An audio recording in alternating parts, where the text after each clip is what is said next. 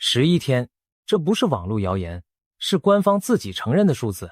2022年8月，美國眾議院議長南希·裴洛西訪台，解放軍隨即發動圍島軍演，飛彈飛越台灣上空，演習區把幾條主要航道圈在裡面。立法院緊急質詢，經濟部給出的答案是，台灣天然氣的安全存量大約只有10到11天。11天，這就是台灣的天然氣儲槽從滿載到見底的距離，而天然氣撐起的是台灣接近一半的電力，也就是說，只要海上的船停止進港，一個台灣人從滑手機、吹冷氣的日常，到面對分區停電的黑夜，中間隔的不是幾個月，是不到2個星期。今天這支影片不談口號，不談立場，只做一件事，把封鎖戰的賬本攤開來，一頁一頁算給你看。3本賬，天然氣1本，石油1本，糧食1本，每一本都用公開的官方數字，算完之後，你會得到一個違反直覺的結論。如果台灣真的被封鎖，最先垮的不是糧食，也不是石油，是電。斷氣、斷油、斷糧，這3件事發生的順序和絕大多數人的想象完全相反。先說清楚，後面所有的封鎖情境都是根據公開數字做的推演，不是預言。但賬本是真的，數字是真的，而數字不會安慰人。為什麼要算這本賬？因為封鎖是所有台海衝突劇本裡門檻最低的一種，不用登陸，不用巷戰，甚至不用真的擊沉任何一艘船。美國和台灣的智庫這幾年反復兵推同一件事，用海警船攔檢，用演習區封航道，用飛彈試射劃禁區，就能讓駛向台灣的商船卻步。這種灰色地帶的絞索，收緊的速度可以很慢，慢到國際社會找不到介入的理由。但對一座能源幾乎全靠進口的島嶼，慢一樣致命。封鎖戰的勝負不在第1天的火力，在第30天的倉庫。兵推裡的封鎖還分等級，最溫和的叫檢疫，海警登船檢查，放慢你的物流。中間一級是選擇性封鎖，專挑能源船下手，郵輪和勞安計船進不來，貨櫃船照走，讓你的經濟慢性失血。最高一級才是全面封鎖，連糧食都攔。注意這個設計，能源永遠是第一個被瞄準的品項，因為对手也會算賬，他們知道台灣哪本賬最薄，所以3本賬現在開算。先看第1本賬，天然氣。台灣是一座標準的能源孤島，超過 97% 的能源靠進口，每1度電的背後幾乎都有一艘船。天然氣的處境最極端，它不像煤炭可以露天堆在港邊，也不像石油可以塞進地下油庫，一放好幾年。天然氣要儲存，得先冷凍到零下162度，壓縮成液態，裝進特制的 LNG 船，漂洋過海運到台灣，靠港之後再灌進像巨型保溫瓶一樣的儲槽裡。這種儲槽是全世界最貴的倉庫之一，一座造價數十億起跳，興建動輒5年10年，還要面對環評、藻礁、地方抗爭。桃園觀塘的第3接收站就為了保護大潭藻礁吵到全國公投，2021年12月投完，案子過關，工程照走，但時程已經一延再延。這就是天然氣儲備的第1個真相，不是政府不想多存，是儲存這種燃料又貴又慢又難。長年以來，台灣主要靠永安和台中2座接收站，合計9座儲槽，容量約117萬公噸，換算大約53萬公噸。聽起來是天文數字，但台灣一年要燒掉超過2000萬公噸的液化天然氣，平均一天就要吃掉好幾萬公噸。倉庫再大，除以每天的消耗量，答案就是那個尷尬的數字。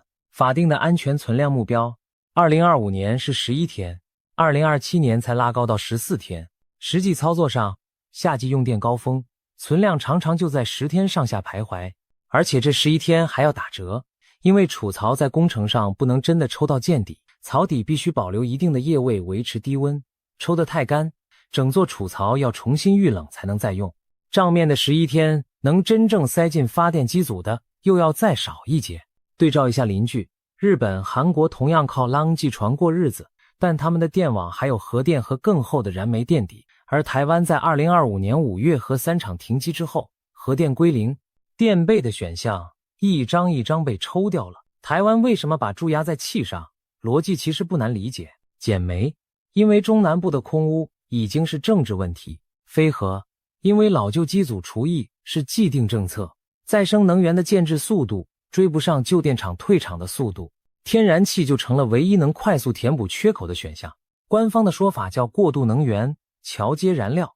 橋很好走，但橋的另一端還沒蓋好，台灣就已經把一半的體重壓了上去。2025年，燃氣發電占比來到 48% 上下，能源轉型的政策目標就是50%。全台灣最大的電廠桃園大潭燒的就是氣，等於台灣每2度電就有接近1度來自天然氣，而這些天然氣的庫存只夠燒11天。更麻煩的是補貨這件事本身，台灣的液化天然氣主力來自卡達和澳洲，近年再加上美國，中油手上握着一疊長期合約，再用現貨補缺口。LNG 船從卡達過來要航行10幾天，從澳洲過來也要1個星期以上，美國的船更遠。台灣的電力系統本質上是靠一條永遠不能中斷的海上輸送帶在維持，船一艘接一艘進港，儲槽邊燒邊補，像一個永遠在轉的沙漏。而這條輸送帶平時就已經很擠。2022年俄烏戰爭爆發，歐洲瘋搶液化天然氣，現貨價格一度暴漲10倍，全球的 LNG 船就那幾百艘，船期排到幾年之後，成平時期搶貨都要看人臉色。戰時要船東冒着飛彈進港是天方夜譚。歷史上的海上封鎖很少需要真的擊沉商船，只要宣布演習區試射幾枚飛彈，讓保險公司把戰爭險費率拉到天上，航運公司自己就會繞開。2022年那次軍演只有7天，航商已經開始改道、等待、觀望。更何況 LNG 船靠港卸貨是精細活，吃水深，回轉半徑大，對風浪敏感。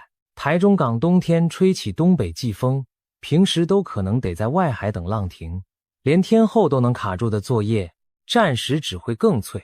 如果封鎖持續超過2個星期，天然氣這本賬就直接見底。天然氣系統有多敏感，台灣自己就示範過。2017年8月15日，中油人員操作閥門失誤，對大潭電廠的供氣中斷了短短2分鐘，6部機組全數跳脫，全台數百萬戶輪流停電，紅綠燈熄滅，電梯困人。那一天沒有任何敵人，只有2分鐘的斷氣。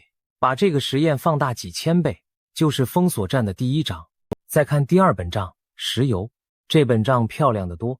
石油管理法白紙黑字，煉油和進口業者必須維持60天銷售量的安全存量，政府自己再儲備30天，加起來法定90天。而實際數字比法定更好看。經濟部多次對外表示，國內儲油超過100天，台灣經濟研究院的估算甚至來到120天上下，在亞洲名列前茅。為什麼石油可以存這麼多？因為它好存，常溫常壓，不用冷凍，不會憑空蒸發，地下油庫、半山腰的油槽、港外的油輪都能放。台灣這套戰備儲油體系的源頭是1970年代2次石油危機的驚嚇，加上冷戰年代的戰備思維，幾十年下來，油庫分散在全島各地，一部分還做了地下化、山洞化的防護。這是3本賬裡最厚實的一本。開車的、騎機車的，理論上3個月內不會真的沒油加，而且戰時的用油還有調節的空間。平時的油一大半燒在通勤、物流和石化原料上，真到封鎖那一天，客運減班，私家車限購，非必要工廠停工，省下來的油全數轉給軍隊、救護、發電機和糧食運輸。100天的賬面靠管制可以再拉長一截。石油這本賬不但厚，還有彈性。石油這本賬之所以被經營得這麼認真，是因為上個世紀的戰爭教訓全寫在油上。1941年，美國對日本禁運石油，日本賬上的儲油只夠支撐大約2年，結果4個月後就偷襲珍珠港，堵上國運去搶南方油田。油就是20世紀封鎖戰的主角。但時代變了，這裡有一個很多人沒想過的轉折，油多救不了電。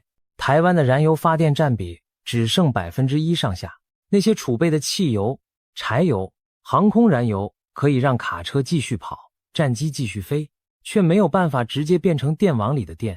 燃煤電廠呢？台電的煤炭法定安全存量是30天以上，實際庫存通常維持在1個多月，比天然氣好，但煤同樣100%靠海運，封鎖之下一樣是坐吃山空，只是山比較大。而且石油這本賬細看也有自己的暗角，原油不能直接加進油箱，要先經過煉油廠，而台灣的煉油產能集中在少數幾個廠區，坐標公開，煙囪醒目，儲備天數夠長的前提是煉油廠還在轉。另外，台灣的原油大宗來自中東，油輪要先擠過荷默茲海峽，再穿過馬六甲海峽，最後駛進南海。這條航線的每一段都在別人的家門口。成平時期，這叫航運；緊張時期，這叫人質。換句話說，石油的100天保的是運輸、後勤和軍事行動的底氣，保不了你家插座裡的電。我們用20世紀的邏輯囤了油，卻用21世紀的結構把命壓在氣上。第3本賬，糧食，這是新聞標題最愛渲染的一本，也是最容易被誤讀的一本。先講難看的數字，台灣以熱量計算的糧食自給率2023年只有 30.3%， 創下18年新低。70%的熱量靠進口，小麥自給率不到 1%， 大豆不到 1%， 玉米大約 3%， 麵包、麵條、沙拉油、豆漿、原料幾乎全部來自海外。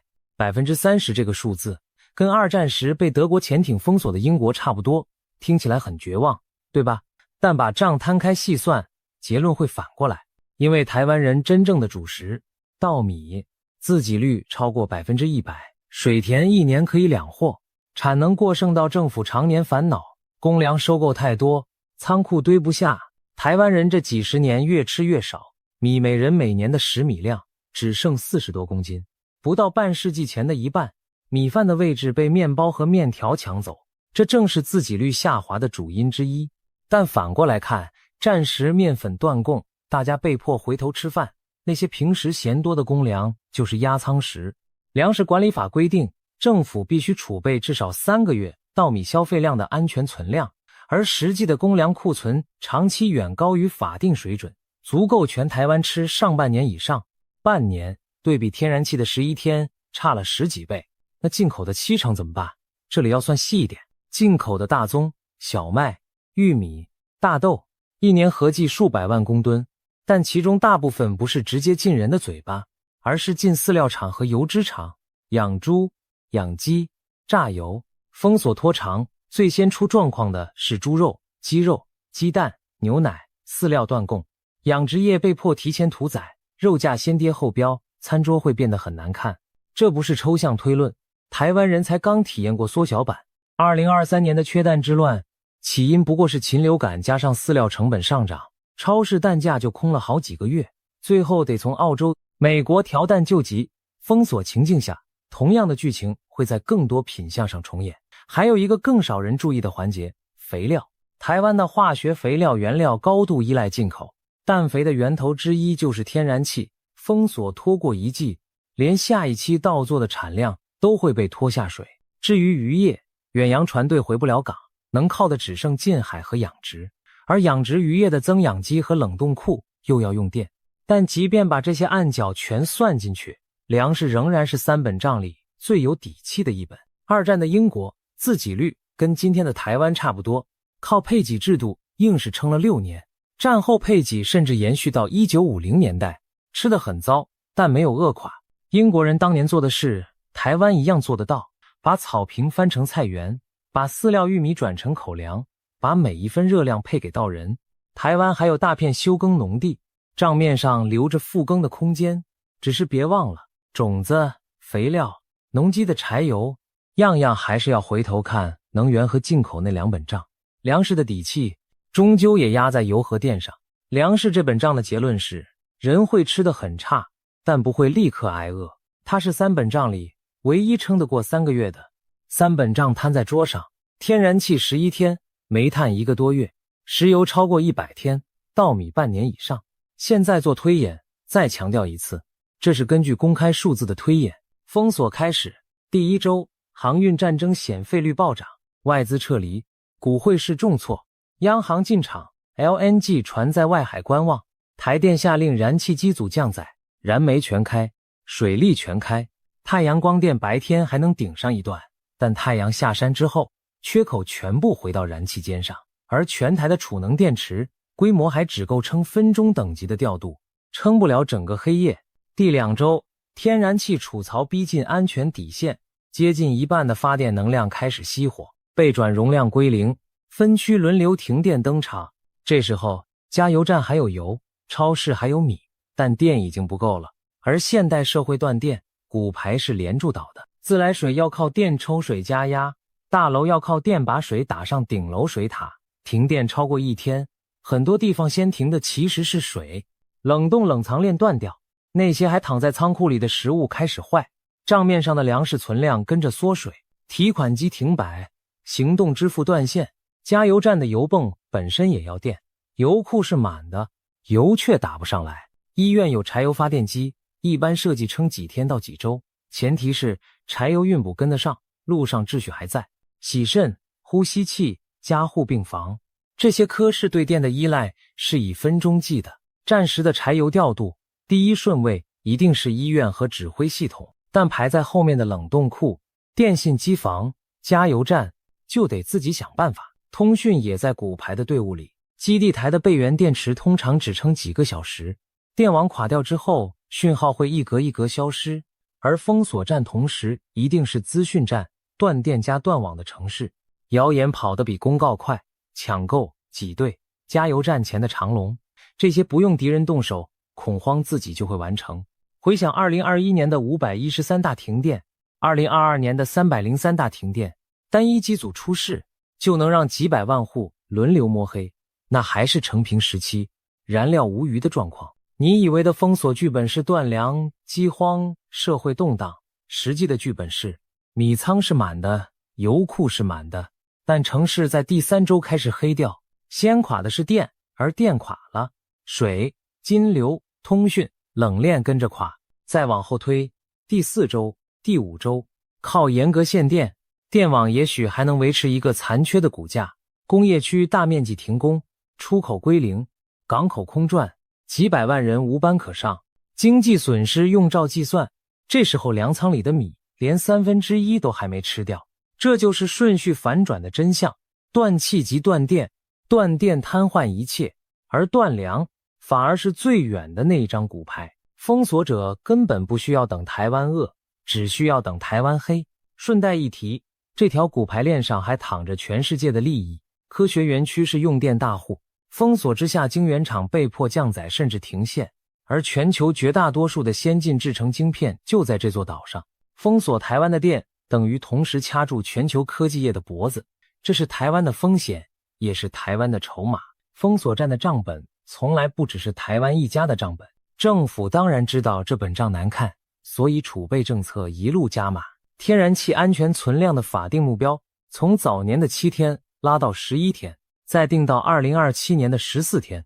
第3接收站已經上場供氣，後續的接收站在排隊，儲槽一座一座擴建。電網那一側，台電提出了10年幾千億規模的強化電網韌性計劃，重點就是分散、備援、防孤島，把過去集中式的大電網切成出事時可以各自求生的區塊。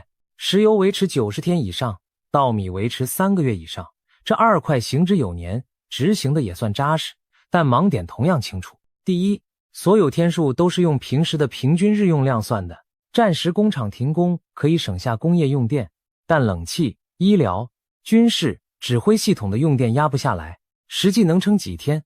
沒有人敢打包票，賬面的14天可能縮水，也可能靠嚴格限電硬拉長，總之不會照課本走。第二，接收站和儲槽高度集中，永安、台中、觀塘幾個坐標全在西海岸，平時是資產，戰時是靶。儲備天數算得再漂亮，前提是儲槽和碼頭本身完好，而這個前提在飛彈時代並不便宜。第三，脆弱不止在本島。2023年，馬祖對外的2條海底電纜先後中斷，離島通訊半癱了1個多月，修纜船還得排隊。這件事等於免費展示了一次低強度封鎖的效果。第四，也是最根本的，用最難儲存的燃料，發最大比例的電。這個結構性選擇，讓其他所有儲備努力都變成在幫天然氣這塊短板打補丁。儲備是要花錢的，多存一天氣，就是幾十億的儲槽和躺在槽裡不動的資金，平時看是浪費，戰時看是保命。這筆賬怎麼平衡？考驗的不是工程，是政治的誠實。核電歸零之後，台灣的電力系統比歷史上任何時候都更依賴那條海上輸送帶。政府這2年也開始把能源納入全社會防衛韌性的演練，兵推裡第一次認真演練斷氣斷電的劇本，方向是對的，只是演練可以排練台詞，儲槽的容量排練不出來。那這本賬對一般人的實際意義是什麼？不是叫你去囤10年份的白米，賬本已經告訴你，米是最不缺的東西，恐慌搶米反而是在幫倒忙。真正該對照的是順序，最先出問題的是電，跟着電走的是水，再來才是特定食物的短缺。所以家庭準備的優先級應該照着賬本反過來排。第一是飲用水，每人每天至少3公升，準備1周的量。第二是不插電的照明、收音機和行動電源。停電之後，資訊斷絕比肚子餓更快讓人做出蠢事。第三是常備藥品和慢性病處方藥。第四是一些小額現金，因為行動支付和提款機是最先罷工的。最後才是食物，而且重點不是白米，是不用開火也能吃的罐頭和乾粮。住透天或社區大樓的，可以再往上想一層，社區發電機的柴油存量夠不夠？頂樓水塔滿水能撐幾天？屋頂如果有太陽能板，能不能在斷電時獨立供電？很多設備平時並網發電，一停電就跟着停擺。這種細節現在問清楚，比到時候摸黑翻說明書強。政府公布的全民安全指引建議家庭常備3天到1周的物資，邏輯是一樣的。國家儲備負責撐月，家庭儲備負責撐周，撐過系統最混亂的頭幾天，後面的調度才接得上手。也值得知道，依照糧食管理法，戰時政府可以對糧食實施徵購和配给，油料同樣有管制的法源。真到那一步，不會是自由市場各憑本事，而是配给制上場。配给制度最怕的不是存糧不足，是秩序崩掉，而秩序取決於多少人看得懂賬本，多少人在第一天就衝去搶。看懂3本賬還有一個最直接的用處，下次再看到台灣只剩幾天的標題，你知道那個天數講的是哪一本賬？是天然氣的11天，還是石油的100天，還是稻米的半年？數字沒有變，變的是拿哪個數字嚇你？封鎖戰開打之前，認知戰早就開打了。誇大的斷糧恐慌，被刻意抹平的斷電風險，2種話術都在流通，而拆解他們的方法只有一種，就是自己把賬算過一遍。一個知道米倉還有半年存糧的人，不會在第一天去超市搬米；一個知道電只剩11天的人，會提前把水和電池備好。同樣一場封鎖，懂賬的社會和不懂賬的社會，崩潰的速度差很多。把4個天數排在同一本日曆上，你會看得更清楚。封鎖第11天，天然氣見底，這是電的死線。第40天上下，煤炭燒完，電網只剩水力、太陽能和殘存的柴油機組。第100天，石油跌破安全線，運輸開始配給。至於米，半年之後倉庫都還沒空。4個數字，4條死線，彼此差了一個數量級。而整場封鎖戰的攻防，其實都圍着第一條線打轉。守方叛命把11天往後延，攻方算準了，只要掐住2個星期，最後把賬收攏。台灣的封鎖戰賬本3個數字：天然氣11天決定電網的生死，石油超過100天決定運輸和後勤的底氣，稻米半年以上決定餐桌的底線。3本賬厚薄差了10幾倍，而最薄的那一本偏偏壓着最重的注：斷氣、斷油、斷糧。真實的順序是先斷氣，氣斷了電就斷，電斷了水和金流跟着斷，最後才輪得到糧。封鎖戰從來不是比誰的飛彈多，是比誰的賬本厚，誰的短板短。而台灣這3本賬裡，真正致命的只有一頁，就是那11天。看懂這一頁，你就看懂了台灣能源安全的全部焦慮，也看懂了為什麼儲槽、接收站、電網韌性這些不性感的工程才是這座島真正的護城河。賬已經攤在桌上了，剩下的問題只有一個，在下一次軍演把航道圈起來之前，這一頁補得完還是補不完。